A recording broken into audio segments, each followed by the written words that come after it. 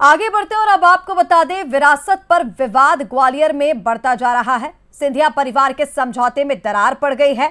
40,000 करोड़ की संपत्ति समझौते में एक नई रुकावट आ गई। दरअसल पहले यह कहा जा रहा था कि जो प्रॉपर्टी का विवाद है, जो संपत्ति है, उसमें समझौता होगा, लेकिन एक रुकावट इसमें आ गई है। सिंधिया की भांजी प्रतिमा देवी जिला अदालत पहुंच गई है। प्रतिमा देवी ने समझौते पर आपत्ति दर्ज करा दी है। उनका कहना है कि मुझे हिस्सा नहीं मिला। समझौते पर सुनवाई अब 28 जुलाई को होगी। तो ग्वालियर में सिंधिया परिवार के समझौते को लेकर के जो बातें सामने आ रही थी, अब इसमें एक आपत्ति दर्ज कराई गई है। सिंधिया की भांजी प्रतिमा देवी ने जिला अदालत पहुंच करके आपत्ति दर्ज कराई है और कह दिया है कि मुझे हिस्सा नहीं मिला है। और ज्यादा अपडेट्स के लिए, जानकारी के लिए हमारे साथ ग्वालियर से सहयोगी उमेश पाराशर लाइव इस वक्त जुड़ गए हैं। सीधा रुख कर लेते हैं उमेश का।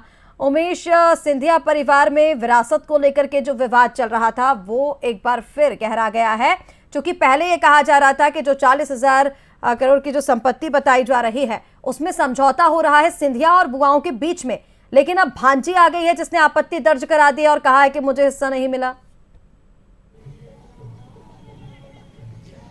देखिए रिश्का, बिल्कुल सिंधिया राजघराने का जो संपत्ति विवाद है वो थमने का नाम नहीं ले रहा है। कुछ दिन पहले लग रहा था कि ये जो संपत्ति का बंटवारा है उसमें ज्योतिराज सिंधिया और उनके 3 बुआओं के बीच में जो है सहमति बन गई थी और उसको लेकर कोर्ट में जो है रिकॉर्ड है वो भी तलब किया गया था। कल जिस तरह से महा समझौता होना था, लेकिन अब उसमें उनकी जो भांजी है उन्होंने अड़ंगा लगा दिया। उन्होंने कहा कि संपत्ति के जो बंटवारा है उसमें हमें हिस्सा नहीं मिला है, इसीलिए ये इसको रोका जाए। तो कहा जा सकता है कि अब इसमें विराम लग गया है और अब ये जो तारीख है वो 28 जुलाई को इस पूरे मामले की सुनवाई होगी।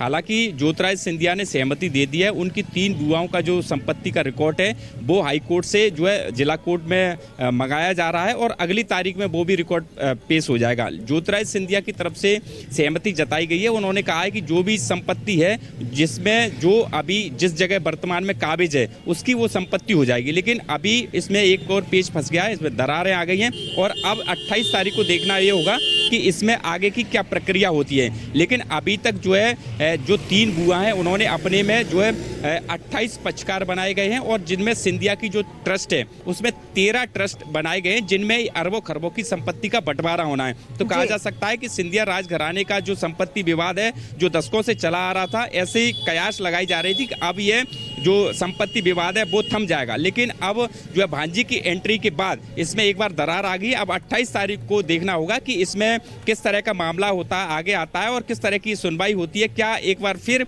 जो है संपत्ति जो बंटवारा है उसमें दरारें आएंगी और ये क्रम आगे बढ़ता रहेगा। जी बिल्कुल उमेश, और अब देखना ये होगा कि जो अगली सुनवाई होती है उसमें क्या चीजें निकल करके सामने आती हैं। फिलहाल तो ये विवाद जो है वो थमता नजर नहीं आ रहा है। बहुत शुक्रिया आपका तमाम जानकारी के लिए, हमारे साथ जुड़ने के लिए।